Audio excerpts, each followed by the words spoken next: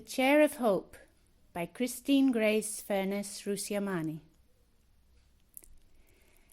Little Elpida was lying listlessly on the sheepskin rug where she had been for the best part of 3 months now, ever since the disease had struck her legs.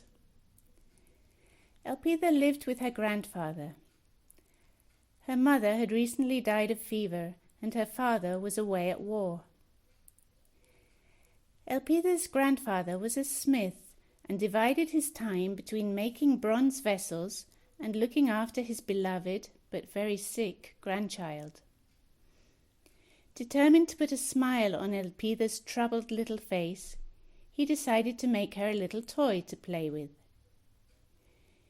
Using some molten bronze that was originally intended for the Archon's new pot, he stayed up the whole night, shaping it with love and tenderness into a miniature chair. The next morning he gave it to the feverish child, whose eyes lit up immediately.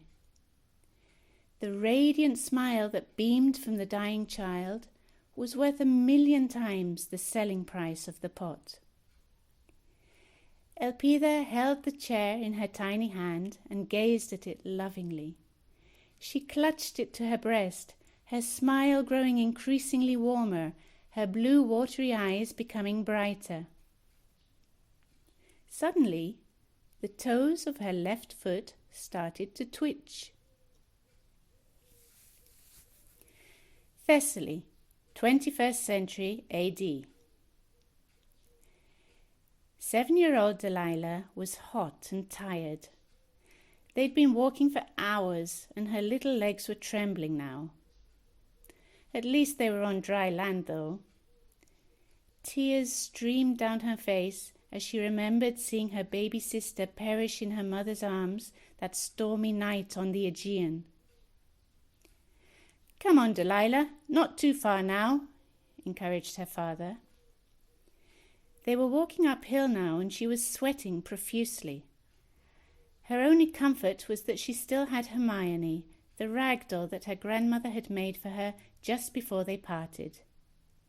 Dear grandmother, what would become of her in Syria? Suddenly the wind blew her father's hat off. It flew up into the sky and then landed in a small ditch. "Don't worry, Dad," she said, trying to forget her exhaustion and the memory that was haunting her. "I'll get it." Before he could react, Delilah was in the ditch in pursuit of the hat. It had snagged on what she thought was a root, but turned out to be a bit of metal. Curious by nature, little Delilah touched the metal.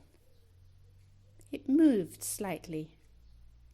She pulled it, at first gently and then with a bit more strength, until it finally emerged from the mud.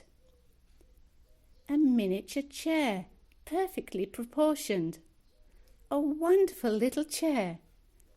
It felt warm and comforting as she clutched it in her grubby hand. Lying under the tree, which would be their shelter for that night, Delilah placed her doll on the chair. "Good night, Hermione," she whispered.